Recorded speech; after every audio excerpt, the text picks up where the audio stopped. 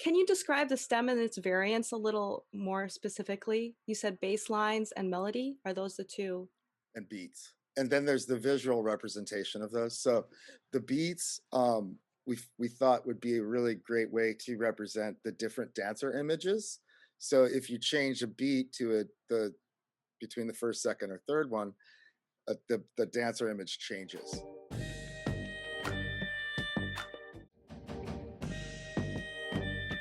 And then at the same time, if you change the melody, the border changes. And then when you change the bass, it changes the background. One of the beats is like a four on the floor, like sort of with big toms. And then another one is like a simple beat, but with tabla. And then the third one is like more like hip hop and more intense sounding, and then those bass lines are different as well. And then David can describe what he did differently on the melodies. Yeah, all the songs are following the same arrangement. So like when you swap them out, it'll go to the B section or the chorus at the same time. So the melody will change at the same time. I did three different instruments. I did like a bowed banjo kind of sound, which sounds like a more of a violin sound. And then I did a plucked melody for one, and then a melodica, which is like a blow piano for the others. So they're very, very different, but they all work because they're in the same key. So you can swap them out, but they'll give you very different moods. And then the bass lines, we experimented as far as different tones, like different synth variations. Yeah, just trying to get different tones along with different bass styles. So yeah, it's really cool to see how many different variations we could make that all work together. That was the trick.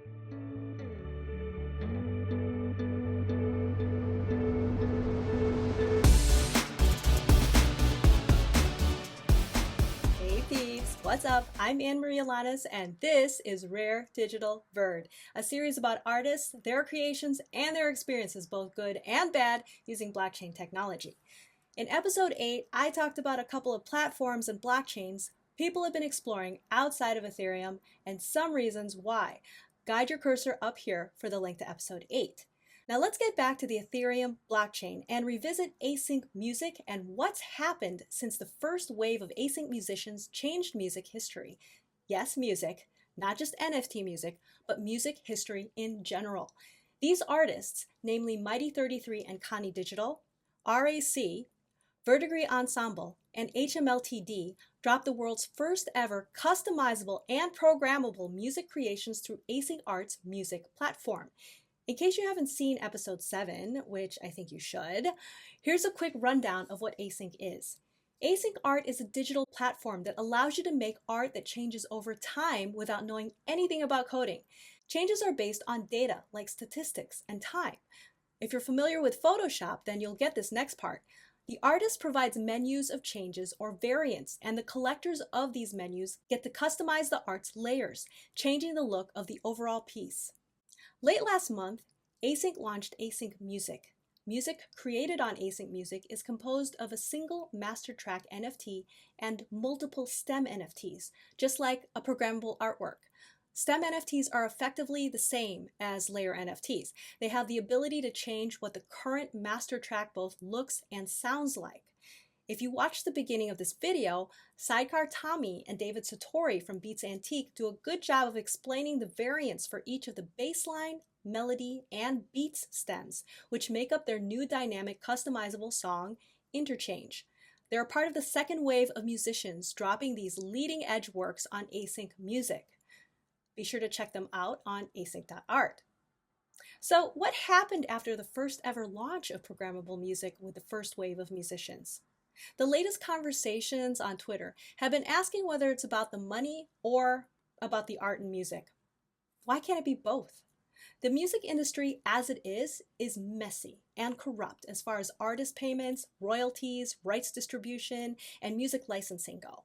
Like Duke said from HMLTD, you're going to have to get exploited so much in order to make just a little amount of money. Record contracts are made to enslave you, just to make you work like crazy, so that people can make profit from your work. speaking from experience.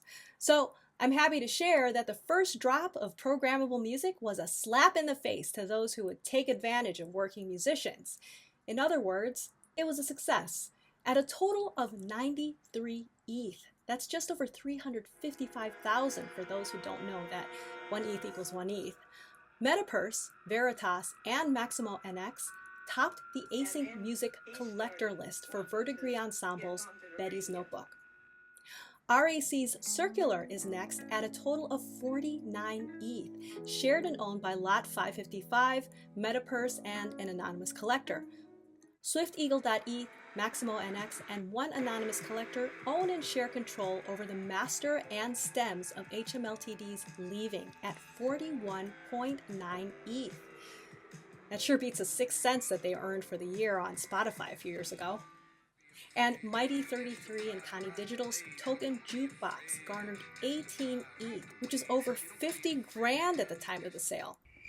Peeps, this is unprecedented in the music world, to earn this much from one work. Maybe this will be a little encouraging for you if you're an artist who's considering exploring the crypto art and music world, or if you're a blockchain dev interested in creating something better that artists will want to use. If that's the case, then consider clicking on the subscribe button and the notification bell. One thing to note is that the collectors of these works haven't been very active in allowing the listening public to hear all possible combinations that these musicians worked so hard to present to the public.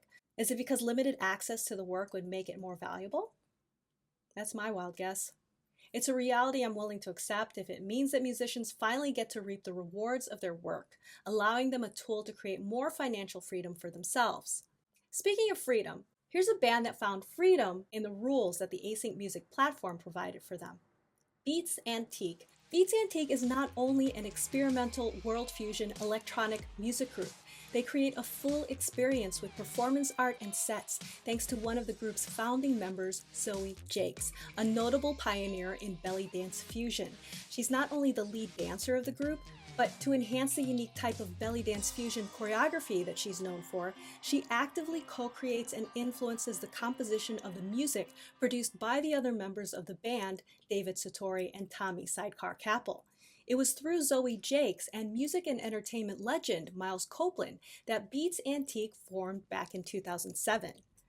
Something important to note, David is a staunch supporter of sustainability. At 20 years of age, he put in the work to find out how to get his tour bus to run on recycled vegetable oil. He's co-founder of Sustainable Living Roadshow, of which Beats Antique has been involved. According to the website, Sustainable Living Roadshow is a caravan of educators and entertainers who tour the country in a fleet of renewable fuel vehicles to empower communities and individuals to utilize sustainable living strategies for a healthier planet.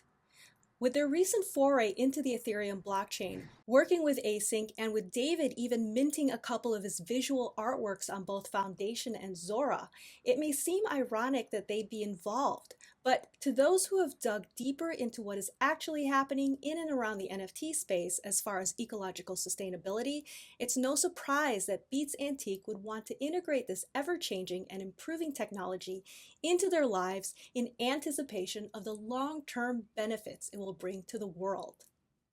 There we go. Hi. Hi. This is Luna. Hi, Luna. Oh my gosh, look at you. You look so happy. Hey, Tommy, how are you? Good. How's it going? Doing well. Good to see you again. Hey guys, yeah, I'm on this ranch in Utah. Here, I'll show you guys a photo. So here, Wow, really beautiful. David, I know that you were out there with Dirtwire. yeah, with my other project, and yeah, we're out in the wilderness, so it's hard to get reception, but we got it working now. How about you guys introduce each other, and while you're doing that, say at least one positive thing about each other. Like, yeah. I'm Sidecar Tommy, and I play drums, make beats, write songs, produce, and enjoy myself thoroughly in Beats Antique. And I get to collaborate with two amazing people. Zoe, who is an amazing friend and awesome dancer and really funny and does funny things on her phone after shows. And then also with David Satori, who is an awesome melodic maker, a dope guitar player, and a rad human being. And we just do our thing and have fun. Yeah, hey, I'm David Satori. I'm with Beats Antique. Yeah, I play guitar, violin, banjo, melodic stuff, and produce the music with Tommy and Zoe.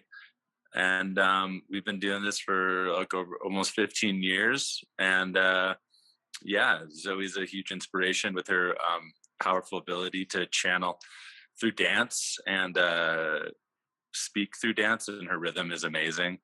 Um, and her sense of composition has affected our music through dance, which is a really unique relationship. Tommy is the beat maker and producer and mad scientist of creating all sorts of different vibes and worlds that we get to create. And so, yeah. Well, I'm Zoe. I'm a dancer, do composition, and help with arrangement. And I just am really grateful to be working with these two guys. And I think that both of them have incredibly unique ways of looking at music that I think is really unusual and something you don't find every day. And I think that it's been really awesome to work with two people that are also really good at listening to the dance and the way that it changes the music. And I think it's I do think it's a really unique and special relationship that the three of us have together. So I guess my my compliment would be on just the trio and how I think the three of us have a really interesting voice when we work together, and it's really unique and there's nothing like it. So Beats Antique actually started because of you, right, Zoe? Yeah, I was on tour with Belly Dance Superstars, which is a terrible name for a dance, bunch of great dancers, and the person who ran the whole shebang, Miles Copeland, had a music label, like a world music label, and he needed music, and he was talking about it one night after a show, and I told him that I thought that I knew the right people and I could put a group together and we could make some music for his label. So that's how the whole thing started. I think it would be interesting to actually go even further back in time, and if you guys could tell me a story of how you even got into music and dance in the first place. So I've been into music my whole life. Both my parents were musicians, and they were both music teachers. And so I was exposed to music at a young age, and just thought it was, as easy as talking, as far as like, go do that on the piano. And it was super fun, and I was encouraged big time uh, to just find my own voice in music. And that's kind of what both of my parents would teach, aside from the technical stuff of music, just the feeling of music and what it does for you, and what that would in turn do for others that are listening. And so I started really early. I got into a band as soon as I could with my friends, and I played the talent shows when I was trying to show off in front of people and make people like me more. And that was that. It worked, and it was like a lot of fun. I had a lot of friends from different high schools too, so I had a few different projects going on when I was young. I was in marching band, I was in symphonic band, and played music at my church, and did a lot of traveling with that as well. So yeah, I grew up in the DC area, balancing between underground crazy music and classical music. So that's my background. Zoe, and were you both on a marching band? Yeah, we both did Extra Action Marching Band together, and Yard Dogs Roadshow. Yeah, and those two bands definitely, I think, had a huge influence on the type of music that we were into. Obviously, with the marching band, we were influenced by this Eastern European marching band music, was something that we heard early on when we were um, uh, doing our thing with the marching band. And the Yard Dogs Roadshow's kind of propensity for being influenced by old Americana, I think, also had an element of inspiration for us too. And how about you, Zoe? How did you get into dance? My mom put me into ballet when I was really young because my sister was in ballet and tap and all that stuff, and I did it for a long time, but I wasn't that into it. And then actually left home. I was in college and I was doing the whole, trying to be like be mature and responsible, and I was going to university. I was paying my way through university, which is a lot easier in Canada. It's much cheaper. So it was Good to actually know. doable. Yeah. And so I was in doing university and, had like 3 jobs and was just hitting everything really hard. Then I just went on a trip to the States with my boyfriend at the time. And I think I was 17, and I discovered the Renaissance Fair, which I saw a bunch of music and dance there. And I was like, this is cool. And I pretty much just didn't sign up for the next semester and went down to the States and traveled around and kind of never left. I went to the States, found belly dance, and just kept doing it and did odd jobs around so I could just keep dancing. So that's pretty much my backstory. Got it. Got it. How about you, David?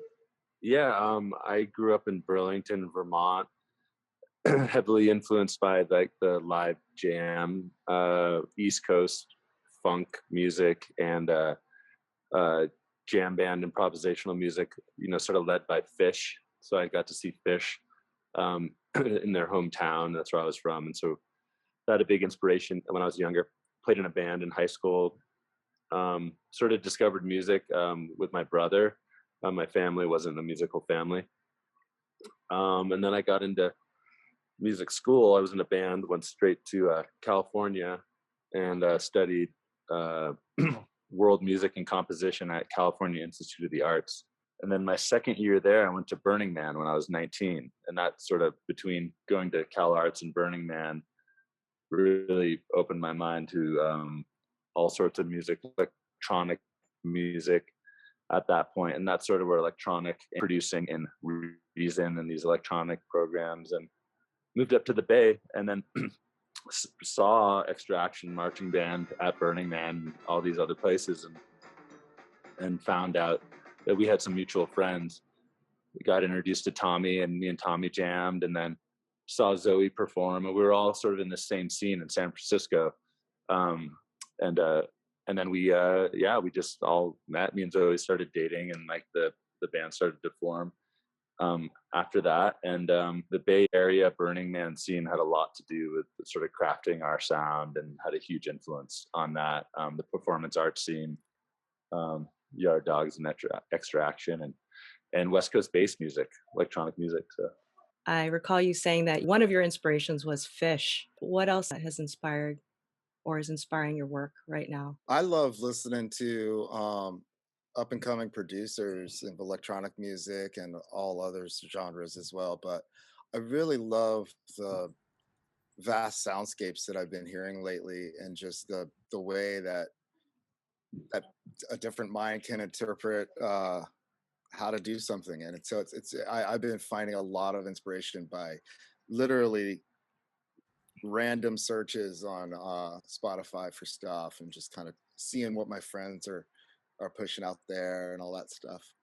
Obviously rhythm is a big thing in my life, and so I listen to a lot of different kinds of music to sort of feel what people are dancing to, and that's kind of how I go about it. But I love hip hop, down tempo, dub, and also like world music and stuff like that. So all sorts of stuff.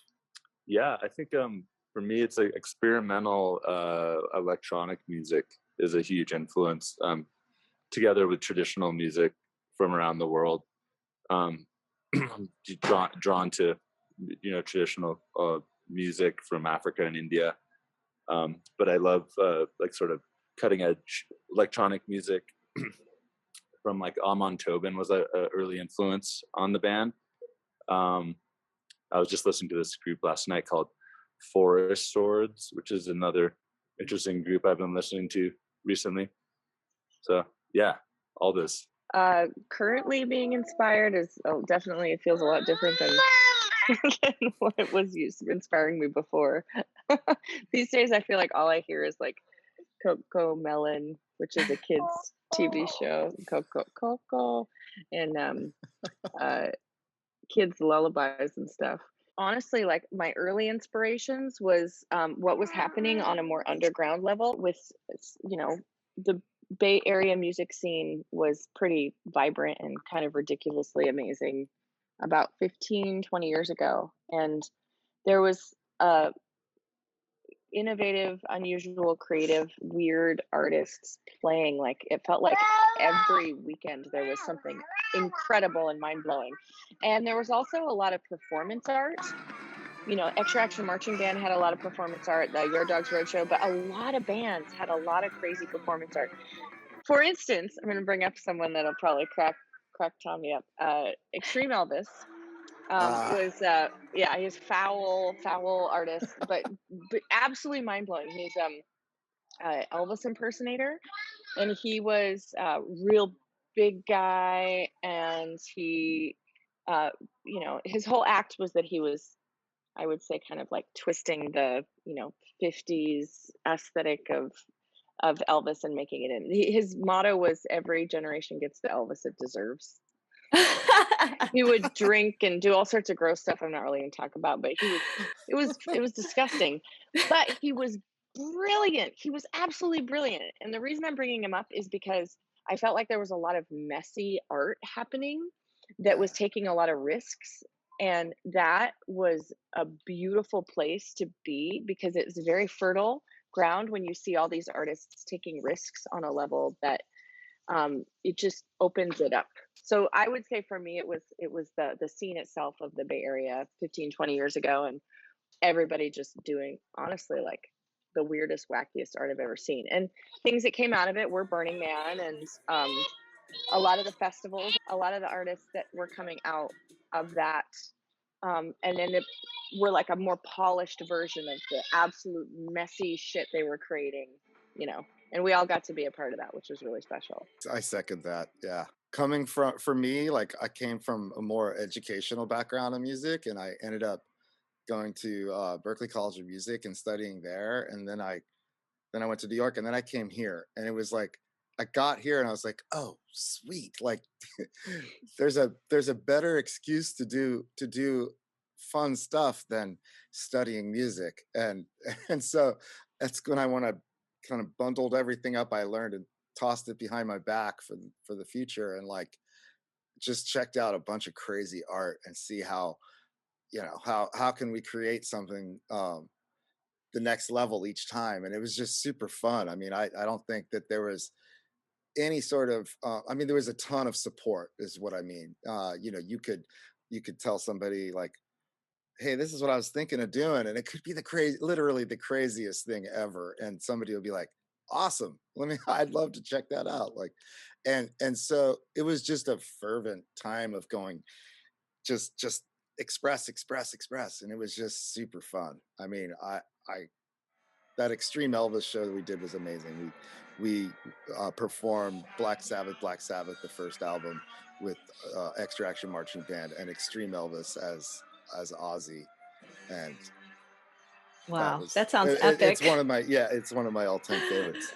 Wow, But yeah, wow. that sort of just describes kind of like sort of some of the elements that sort of reach us to where we are today, where we just like to have fun on stage. And for me personally, uh, seeing the things that I saw back in those days, just really made me want to participate. It made me want to go see what they were going to do next and try other things and try to collaborate as much as possible. But really, just get on stage, have fun, involve the audience as much as possible, and just have a good time and leave it on the stage.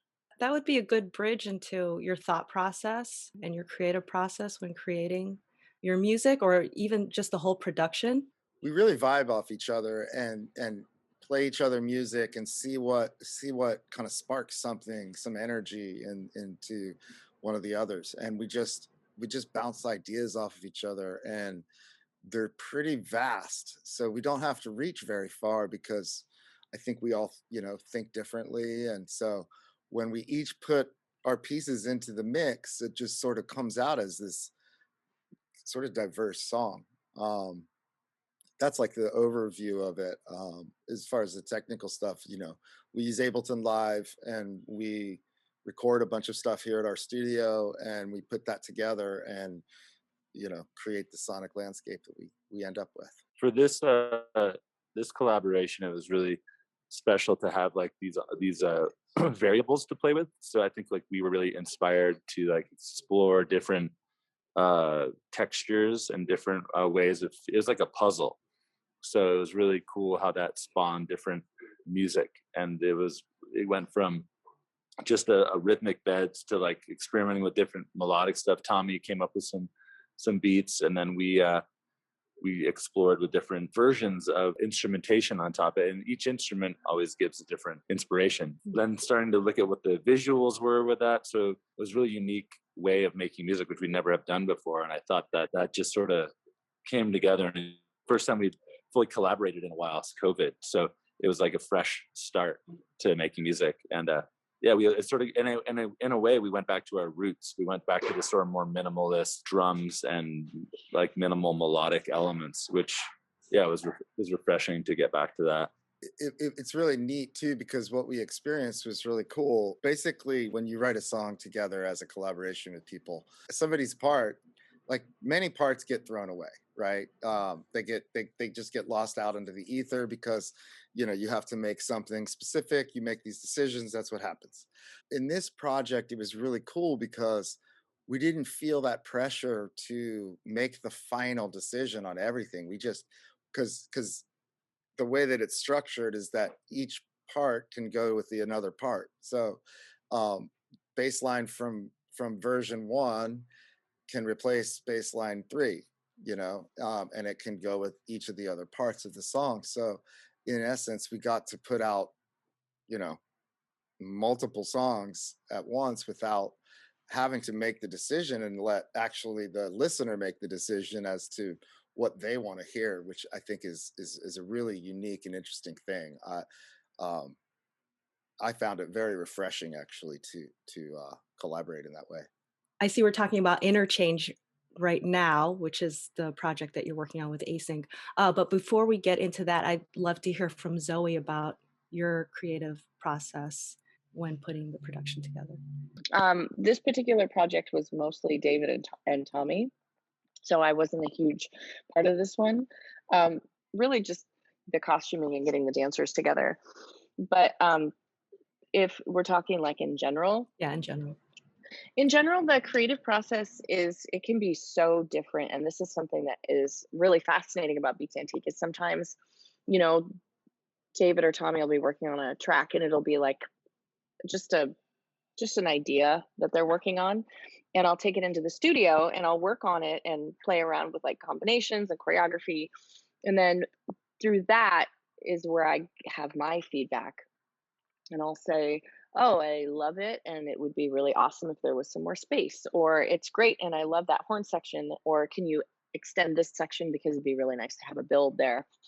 So I would say these days, that's the biggest part of like my process and how I've been working with the Beats Antique music a lot. I'll put a side note in there that it as a music producer and a songwriter, it actually is really, really, really cool, because I've never worked with someone until I worked with Zoe that actually just literally embodied the music and then came up with ideas based on that movement. And so for me it creates it's funny because we speak different languages, but we're saying the same things, right?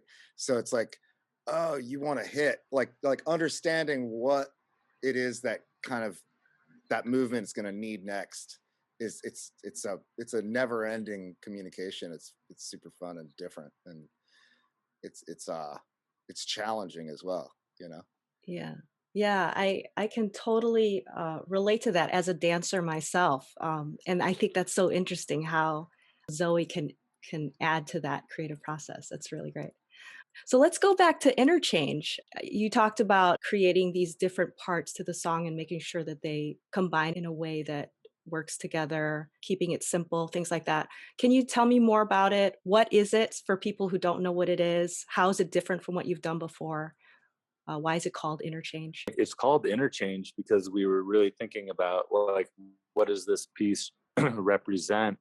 And Interchange is an NFT that is going to be debuting on the Async platform. Async is a platform that features NFTs, and it's sort of pushing the boundaries of NFTs, which are just sort of hitting hitting the world right now. And you can actually interchange the bass, drums, and melodic elements of the song. There's 3 different melodies, 3 different bass lines, and 3 different drum beats. And with correlating with them, there's 3 different images. Like the melody has an image, the drums have an image, and the bass. So if you change one of them, you'll get a different image. So it's creating 9 possible pieces of art. And so that's where we're thinking about, like, how can we encapsulate the meaning of this piece? And we're interchanging all these pieces. And so that was the idea of like naming it Interchange, because that's what you're actually doing with this async NFT. And it was really cool to hear how different bass lines and the different, bass line 2 with melody 1 sounds different and creates another piece of art. Interesting way to work. And it really sort of pushed our comfort level, because we never created like that. But yeah, came up with some interesting stuff. Yeah, I mean, like David said, it was super interesting to see what actually came up and what kind of things would work, and whether, like, little funny things like, do we want it to all have the same breaks and stuff like that. And so it's just like trying to put together a jigsaw puzzle, but the jigsaw puzzle can actually come together in a multitude of ways. So it's funny. It was kind of a bizarre way of of working, but it turned out to be really beautiful and really freeing. Yeah. Yeah, can you get more into that freeing part? I know you touched on it a little bit, how in the past you probably had to decide on the way the final product would be. Can you Yeah. talk more about that type of freedom that it gave you?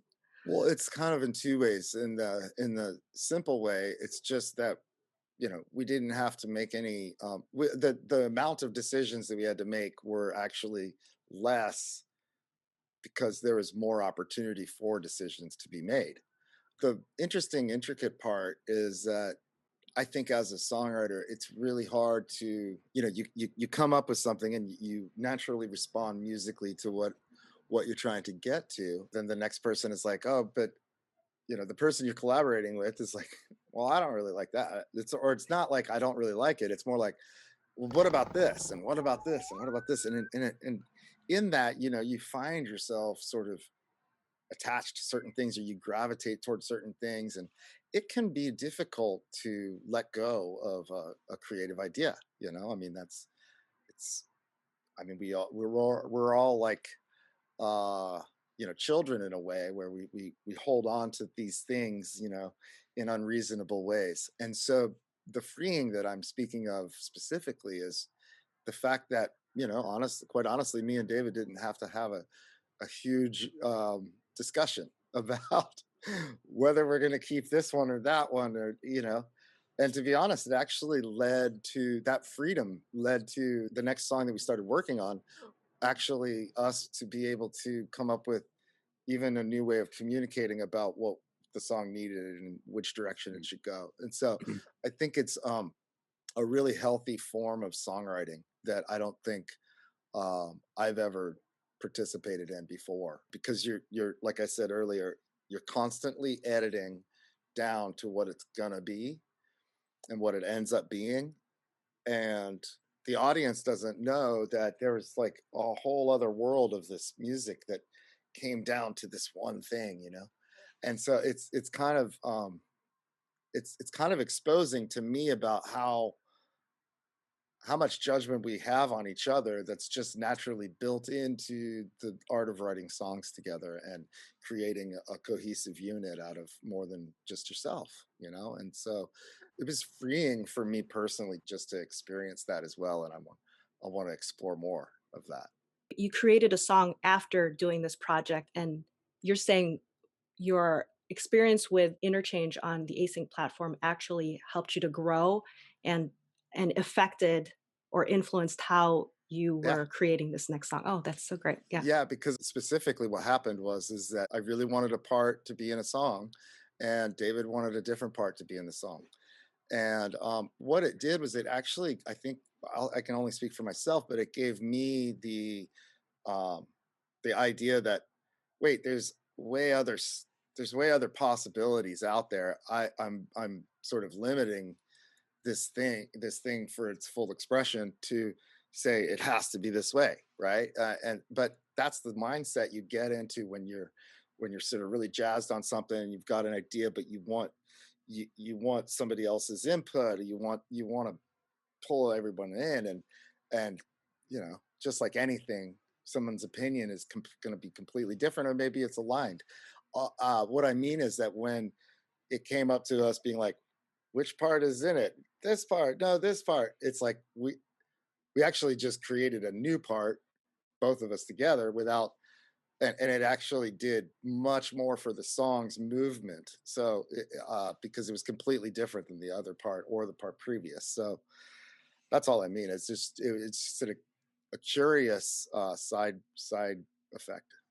What I'm getting from what Tommy's saying is that within the constraints of the puzzle that this NFT is, like with the interchangeable parts, it created the rules and like a structure that we had to figure out how to work in. And by doing that, that allowed us sort of a creative flow that when you don't have rules can be sort of like, oh, I could do anything. But like there was a freedom in the rules, which is sort of like the irony, you know?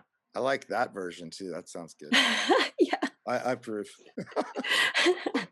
Can you describe the stem and its variants a little more specifically? You said bass lines and melody. Are those the two? And beats. And then there's the visual representation of those. So the beats we thought would be a really great way to represent the different dancer images.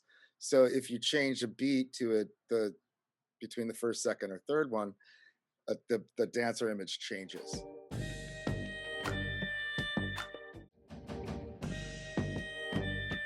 And then at the same time, if you change the melody, the border changes. And then when you change the bass, it changes the background. One of the beats is like a four on the floor, like sort of with big toms. And then another one is like a simple beat, but with tabla. And then the third one is like more like hip hop and more intense sounding, and then those bass lines are different as well. And then David can describe what he did differently on the melodies. Yeah, all the songs are following the same arrangement. So like when you swap them out, it'll go to the B section or the chorus at the same time. So the melody will change at the same time. I did 3 different instruments. I did like a bowed banjo kind of sound, which sounds like a more of a violin sound. And then I did a plucked melody for one, and then a melodica, which is like a blow piano for the others. They're very, very different, but they all work because they're in the same key. So you can swap them out, but they'll give you very different moods. And then the bass lines, we experimented as far as different tones, like different synth variations. Just trying to get different tones along with different bass styles. So yeah, it's really cool to see how many different variations we could make that all work together. That was the trick. How long did it take you guys to work on this? It felt kind of fast, right? It felt like 3 days or a couple of something. weeks. Yeah. I feel like we did like 2 weeks is like what I felt like we really worked on it. Yeah. A couple days, 2 weeks. I don't know. That's a large range. Okay, but so I just have to clarify. My time is strange during the pandemic because I don't have to be anywhere. So I don't know how long it takes. A while. So I heard from the other artists who were doing projects on the Async music platform that mastering was kind of weird for them. They had to fake master. Yeah. Did you want to touch on that a little bit? I mean, it's just a technical. It's impossible to do because mastering is the process of taking everything and bunching it to one, and then that one, each thing that's in there affects the way that these things sound, right? Not in a musical way, in a really like in a mix way, in a loudness way, and stuff like that. So we basically couldn't really figure out how to do it. So as far as like, do we put compression on everything? Do we put, what do we, basically the ability to have any of the things play and have it so that it doesn't peak out. Um, and so that was it was a trial and error of how we would do that and getting it as loud as possible you know, without messing with it. Did you guys want to talk about anything else about Interchange? Yeah, I mean, I'm excited about what this implies for the future of creation for NFT art and interactive art. I think it's really cool that each person can own an element of the song. There'd be different owners and different people participating in creating new pieces of art. And this is just sort of scratching the surface of how visual art and music and the audience can start interacting with each other and generating new pieces of works, which I think is going to be the future of a lot of art, and a lot of the interaction on the internet is people creating together and sharing ownership in art and using smart contracts and NFTs to like really account for all that, because artists are not the best business people and the best accountants and giving rights and shares and money. So if that can all be built in to a system that we can all create with, then people can get paid for. And I think it's really exciting, and I'm excited to see what new puzzles are going to start forming, like this puzzle that we were given with Async. Like, what's the next version of that? Like, what are the variables that we can sound design and create for? How does dance come into it, right? Because now we're just working with images. How can Zoe get more involved with actual motion and actual like moving? Where does that come in video? And so yeah, I'm really excited for the. I think it's like a renaissance for digital art and interactivity. Yeah, for Yes. sure. I what David was saying just about how it's an opportunity for art to be presented, just the different elements being worked together, I think will be really awesome. And I'm really looking forward to seeing how people are going to move forward with that because it is a pretty amazing opportunity. Yeah, it's definitely a new medium to work with. So, so we're touching on NFTs, blockchain. So, how did you guys even get into the blockchain NFT space?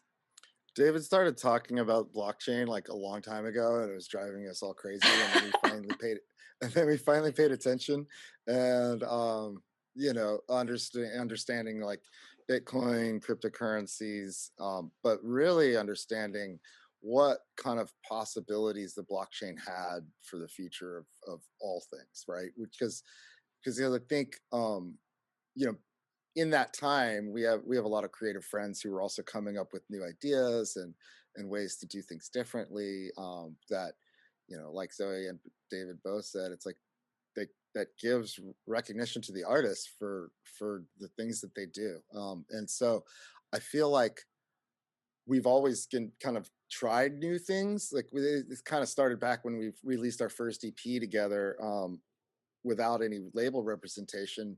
We did it on Bandcamp and we said, pay what you want.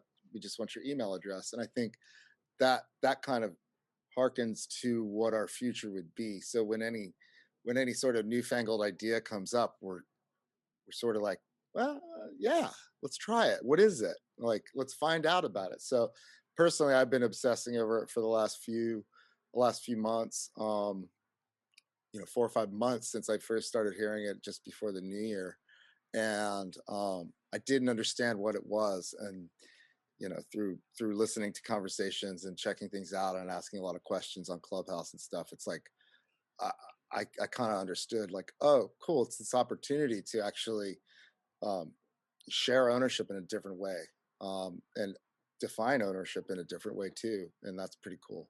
And also, with the rise of Spotify and Pandora and taking away the artist's ability to really make any money off of their art, maybe this will be something that can help kind of bring some more of power back into the artist's hands again. Speak on that what Zoe just said. It's I find that just in general, we all need to figure out, artists need to figure out how to capitalize on the art that they make, on their intellectual property. And I think we're only given a few options, and those are the options that we sort of just stick to.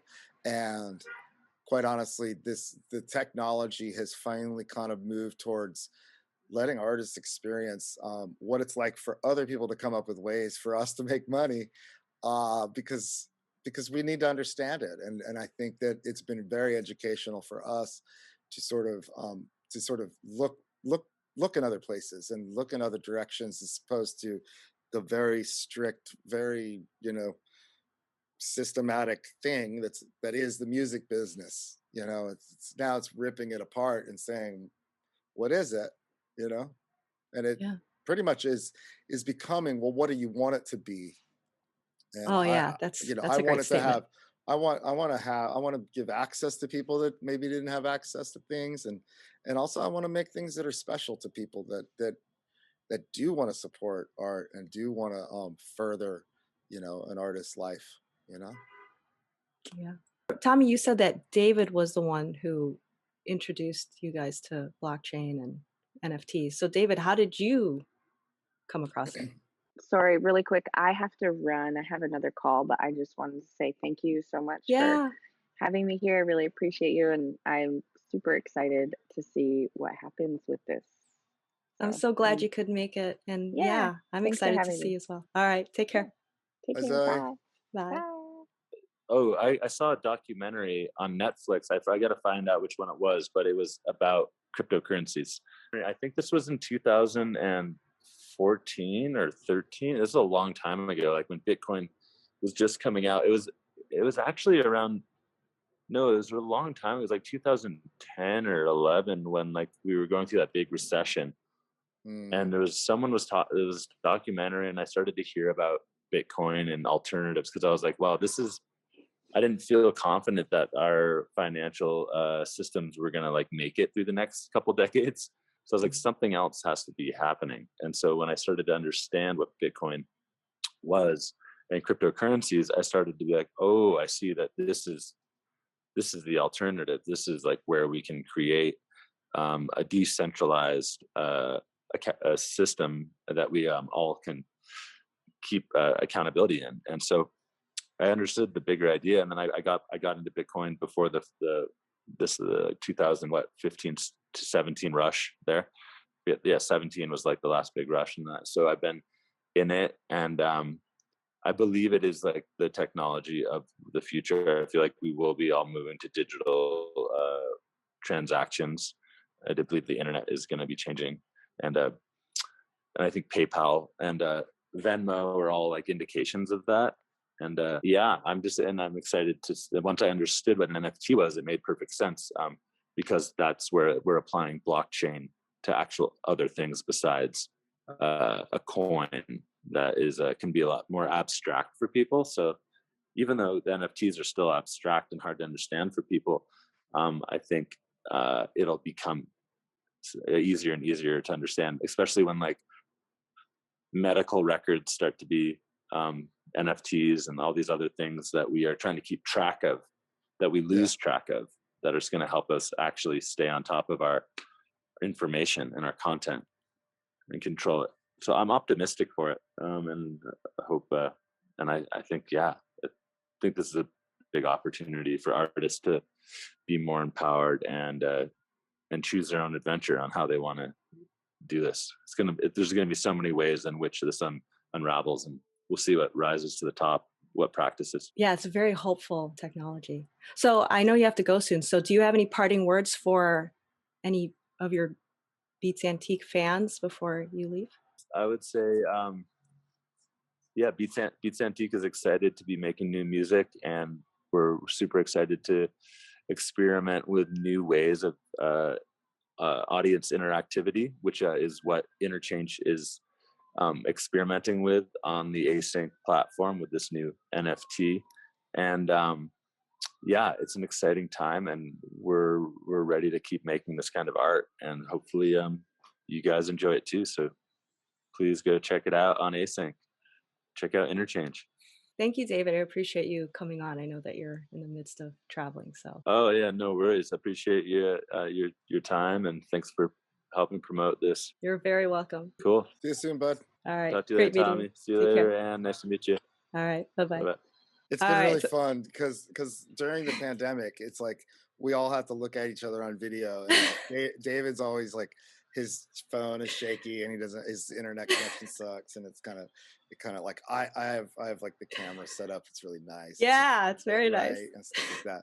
Zoe's like, kid, phone, like life. You know what I mean? Life, exactly. And it's like those three things really show who we are just as regular people. I mean, life happens, right? Yeah. I really do focus my time here at the studio and try to like hone things, and David really just goes out into the world and sees things and experiences those types of things, and Zoe really just lives life and interprets life into dance and into her like incredible world that she has created for herself, through teaching and workshops and stuff. So it's kind of we're sort of all doing our thing as per usual, and especially during the pandemic. Glad you are. I mean, the pandemic can take a lot out of people. So Yeah, the fact that you guys are all staying active and still being yourselves, and I think yeah. it's Even great. though that I think from I can only speak for myself, but the self has changed in this last year, for Yeah. sure. And I think that um, it it's a different time. I feel it. I know it. Mhm. And I actually like am excited for it. I know it was really hard, and I know that we're gonna have a lot of like stuff come up because of it, but at the same time, I think it was really healthy for everyone to literally have to take a break, even if you couldn't, and even if that stress like made you sick and made you feel bad. I mean, I I've I went through some really tough times during this, and really like woke myself up to what some of the things that were really going on for me. And so I think opening it up to all these creative ideas are now sort of floating to the surface. They kind of do that naturally. And so it's I've been wondering like, okay, when are all these things that I've experienced through the pandemic gonna float to the surface and actually like come out to the people and stuff? Mhm. When is that going to naturally happen? And so that was what's also cool about this song is that, and this project in general, is that we sort of it's like this other thing that's out of the norm. So we just kind of went through it and did it, got it done, and it was like, oh wow, that was really fun to do. It did, it wasn't this laborious task of like creating this thing that everybody's just gonna, all the stuff that goes behind making an album or whatever.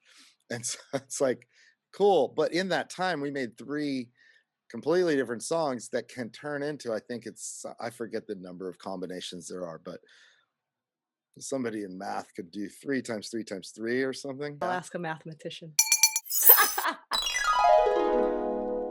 So I was going to say, taking all of that into account, everything you've learned, whether it was in producing Interchange or what 2020 did for everyone, what would your advice be for musicians thinking about doing what you guys are doing?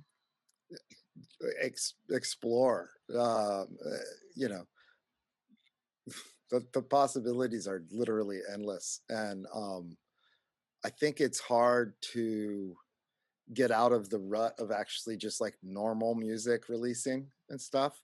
And this is a cool way to collaborate with people either that you're used to collaborating with or that you're not, and really explore what sort of options are there that you would leave there. It's like the only thing I was trying to come up with a metaphor, but the only thing I could come up with is like, like it's like catering. You show up and there's like a protein. There's an option for it to be meat or vegetarian, or but that's protein. And then there's a drink, and then there's the thing. You get the pieces of what you like best, to me, that's amazing to be able to do that as an artist and a musician, to be able to say, um, these are my 3 options, or these are my 20 options, or whatever it is. It's like that's actually never happens in normal music that we make every day. It just doesn't happen. So I think it's a great experience to sort of push the boundaries of what you would do if you had more options than the norm, you know because trust me, you would do something kind of, would you do something radical? Would you do something simple? I think for me, I can't we kind of chose like a safe route a little bit. We didn't go super extreme, but I think if we do another one, we're going to go really extreme with it, because I think, we were being a little timid. But I think as artists do, once you get comfortable in a medium, you sort of maximize that medium, right? So I could see creating, more tension within the parts and all this stuff. But you know, but that's for the future. But I think that's what's cool about it, is that any artist who approaches this is going to 100% be completely different than any other artist that's doing the same thing, because it's not just coming up with one thing, it's coming up with multiple things that all work together and collaborate together. And if honestly, to sum that up into what my experience was, if we could do that with our lives, we would be great. If we could collaborate more and actually listen to each other and be like, here's what I think, and your voice doesn't get silenced, it gets magnified. That's amazing. And so I just I see it as a metaphor, and I think that it's like appropriate timing for us. Wow, that's a great way to look at it. Is there anything else you want to talk about? Uh, it I could mean, be I in could talk general. for days. We could just sit here. We could just. Are you a Gemini, Tommy? I'm a Scorpio. Oh, okay. I was gonna I think I'm like a 40 times Scorpio too. Um, super say. Okay. super Scorpio. It's like it's like so much Scorpio that it's like I don't even like myself. I'm like, Oh no, no. stop it. You're so intense. What's your problem? And then I'm like, no, it's okay. Just be yourself. So I can just I don't I haven't talked to anybody in a few days. It's been fun. It's nice to take a break from socializing. Yeah. But then when I get the opportunity, it's kind of like I have, you know, infinite time to just talk about whatever. What would you like to talk about? Well, I really. You froze, which is Oh, okay. am I still frozen? Yeah, I think you're good now. I was gonna say I'd really like to hear what you'd like to say to your fans, or anything that you want to tell them. I know you guys haven't had a live show in a while. If there's anything you want to share. Yeah, I mean, it's been a balance of missing the hell out of everyone and everything, and just kind of conjuring up more and more and more and more energy and energy and more energy until we actually get to release it. I'm like excitingly nervous and scared and excited and just like awestruck about what it's going to feel like to go in front of a real crowd again. I mean, it's crazy to even say that to me, because I've always just been doing that. So to our fans, like, we miss the hell out of you. um like, we've been living our lives, you've been living yours. Like, what did you learn? Like, I want to know what you learned. I want to know what you know I want to know all about it. And that's the kinds of things that I find out on the road. So we'll see what happens. I have no expectations or no idea, which is also new, because I generally like to, you know, come up with the goal, plan it, get it, do it, execute it, move on to the next thing, and do that same thing over and over again. And that's kind of how I work. That's how we get things done. eh, but this doesn't have any definitions. It doesn't have any how long is this going to last? Well, it's going to affect us in our industry, in the music industry, for a very long time. And that's for sure. So what I have to say to them is thank you for your patience with us. we thought we would be able to share more. We thought we would be able to do better. But we were just ourselves, and thank you for letting us be ourselves. That's the best gift you can give someone, is to allow them that luxury. And so I feel like I'm caught up, and I feel like I'm like ready to explode as much creativity as I can. I've been making music for me every day during this pandemic, so that I can get through my day and figure out what what to do. And that has led to a lot of new music that's on the horizon, and for Beats Antique, but for just kind of the world. I'm sort of like, just give it away. Like, I just want people to just take it. So that's kind of fun. I haven't felt like this ever in my life before. So I hope that everyone is also feeling a little bit of that to themselves. And then when we get back together, we can kind of like see what comes next. That's exciting to me. Yeah. So speaking of what comes next, things on the horizon, what other projects do you have coming up? Shows? We're Anything? playing we're playing a show. We've got a social distance show in Felton, which is just outside of Santa Cruz, in June. And then we're headed to Colorado. We're going to San Luis Obispo. We're actually doing a Halloween show in Santa Cruz, Oh, fun. at the Catalyst. And then we're doing we're just sort of hoping that all the dates that we have right now stay in place. But that's kind of why I'm not even, usually when we book a show, I remember exactly the date. I remember what show comes before and after, how it all works. At this point, we've had to postpone everything and do that so many times that I don't even know. I don't even know when we're playing, and I'm just kind of I'm preparing for it and hoping that it actually comes. And when it does, I'm going to celebrate it. Um, but yeah, I mean, we're working on a bunch of new music. We have it's been a little while since we've released an album, and we've released a couple singles here and there throughout the last couple of years. But we've got a whole bunch of new music that we're working on, and it's really exciting. I am really stoked on it, actually. And we're starting to craft our new shows that we're going to be doing and putting together. So, you know, I everyone should be excited if I'm excited, and I'm excited. So if me being excited excites you, then yeah. If it scares you, then I'm sorry. Is this a full album that you're going to be putting out, or? Yes, but we're gonna do it a little differently. Like everything, we're just gonna release singles because to us, like, an album is really an interesting journey. At the end of the day, it'll be an album, but that journey is going to be song by song by song by song, because we feel like an album, the first few songs get the most attention. And quite honestly, as an artist, I want every song to get attention. Yeah, that makes So sense. selfishly, we're gonna give it out slow and let people hear this song and sort of take their time with it before the next one comes out.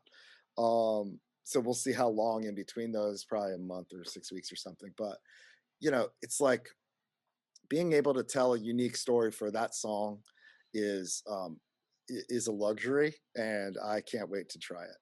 I think that seems very in line with the type of generation we have these days. Yeah, Yeah. people are very quick. It's Yeah, very quick. exactly. And to be honest, a lot of our fans are not like that. We have a Mm. wide range of fans of all different things, but it's like, the music business is ever changing, and these days, to kind of keep up with it, you gotta figure out what's next. And this is what we're trying to experiment with. And you know because if a bunch of people that I know, like, we all talk about music and what's going on in the business and stuff, if they're like, really curious about this, that means that I need to go and get it done, like, Yeah. as fast as possible. And that's how it works. That's how we kind of grow, and that's how we sort of think. And luckily, with these things, especially with the async thing, David was able to sort of be the guinea pig of understanding this world, and then kind of report back to us like, "Hey, y'all need to look at this thing." And so, that's how we found out about this. And I think, um, as a band, it's actually been hard to like find things that we're all like, yes, like, yeah, let's do that. Yeah. This was really simple because it was like David said, it gave a structure for us to be infinitely creative. Yeah. So that was a hard yes from us. When did you guys actually get in contact with Async? Our manager, met somebody from Async, and that just kind of, we were all three of us were just wondering about all these things, looking at a bunch of things, talking to a bunch of friends, figuring stuff out, trying to figure out like, how can we participate um, in these new things, in these new conversations and stuff. And so through that, Max met some folks, and we just had the conversation, and they were like, yeah, let's do it. Let's try it. We'd love to have you on. And so we just took advantage of that moment and went for it. Was that last year or No, earlier this year? this was like, it was right around the new year, I think. Oh, yeah. Yeah. I had seen, I'd seen a couple things on the async art side. I'd seen, some friends saying, "Hey, check out my art here," and all this stuff. And I went to it. I'm like, "What? How, I can change the art? Like, wow, cool! I can make my own background." And so, as also a visual artist, all three of us are visual artists as well. And so, I'm curious to see how that's going to develop. I know David's done a couple NFTs, that is, and then I kind of being really inspired by the async thing. Once that opens up to more artists, I really want to see what I can come up with on my own art. And so I think it's cool because it's it's like it's piqued my interest, which I think is hard to do sometimes because there's ideas all over the place. There's tons of them, and I know that certain things work. This is the first thing in a while that's opened us up to seeing like, oh, maybe something else can work too. So I, whenever that happens, I just go with it. Yeah. Yeah. Yeah, I gotta stay up with the. I mean, And things I can't things I happen so can't wait to fast. see what other people are doing. Like I literally, like, I was looking at some of the other artists, and I'm like, "Oh, I got to go see their stuff now. I can't wait to see it because I'm so curious. Like what did they do? Like I want to, yeah, I'm a nerd like that. I love to like figure out like, wow, what led to somebody to make decisions and stuff. And so I can't wait. I'm looking forward to the whole thing. Artists inspiring other artists. Yeah, Yeah, it's bring it awesome. on. So where can people find Beats Antique? Where can they find your Uh, merch? And luckily, you can just look us up. It's the easiest thing because I mean, the only other things that come up are like Beats headphones, which is fine, but at least it's music related. are We you gonna have have Interchange on the website in some way, or I'm not sure what the plans are. I think that's part of it. It's like like usually we would do a certain amount of things, right? But this is something different, so I don't really know how we're gonna work it. I think in the next week or so, we're gonna be really like focusing on that and seeing how to best show people what it is. So if it's possible to have it up there in the many different ways that it could be, then yeah, I don't know, but I don't really, honestly, this is all new. So yeah, it would be great if your fans could at least see maybe one or two oh yeah, combinations. we definitely want to like show people, hey, this is this new idea, and this is what our sort of interpretations are of it. you know um it's really comes down to finding a player to play it. you know like how, Yeah. so once we can figure that out, I think that would be fun to show the interactivity of it. But yeah, I mean, like, I want to definitely see. I'm curious to see what others decide the song sounds like. That's kind of that's what I'm like. What do you like? And what do you like? And it's it, you know. So that'll be interesting to see. But I definitely we have our three original versions, which would be like correlate number ones were originally written with number ones, number twos were written with number twos, and number threes were written with number threes. So that's kind of how we charted it out. Okay, that's interesting. Yeah, who knows? I mean, I think there's from what I've seen, there's some people who are just like, here's a bunch of audio that just goes together in different weird ways, and maybe it's a way more vast changes and stuff like that. Ours is pretty like you might not know you were listening to the same song, but the vibe or the energy of it, the overall like feel of it is similar, but they just have little tweaks for Okay. like maybe this over here or this over here is it just mixes it up. So so yeah, my favorite ones are the original ones, the original twos, the original threes. Because those are what we were like, okay, these all work together. Now let's like mute and highlight other ones and see Yeah. how they all fit. And Yeah, so you tested them. I definitely tested, like each melody with each bass line, each bass line with each drum part, each, because like those things are the important parts. Like if you choose a bass line that goes, it might be in a different style, but it has this, it has the same accent points, so it like it's funny because but honestly, it's kind of how our songs are anyway. There's like we take this from this sort of influence over here, this influence over here, and we sort of meld it all into a salad, and I kind of feel like that's what this does, and so I've listened to the song hundreds of times. Maybe I've listened to all the combinations, maybe not, but I think there's been certain times when I'm like, I want to go totally extreme, but that's maybe for the next one. Yeah. Like do one really heavy dubstep and one really like classical, and just really see what fun things can happen. Yeah, But that's the thing. Like I think because there's options with that, like I don't feel bad like doing some really hardcore thing that's really loud, because they can choose to go that route or choose to go this other route. And so I think that's really special. Yeah. Wow. So many opportunities for new things to happen. Yeah, for sure. Okay. So outside of on your website, hopefully that we'll see it, it'll be on async.art as well.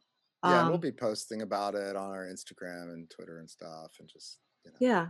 And people will have a chance to actually record particular combinations that they like using the limited edition option that Async offers. So that'll be fun to see like what people actually like, totally. Or what they want to record. I'm looking forward to that. Anything else? Any last words?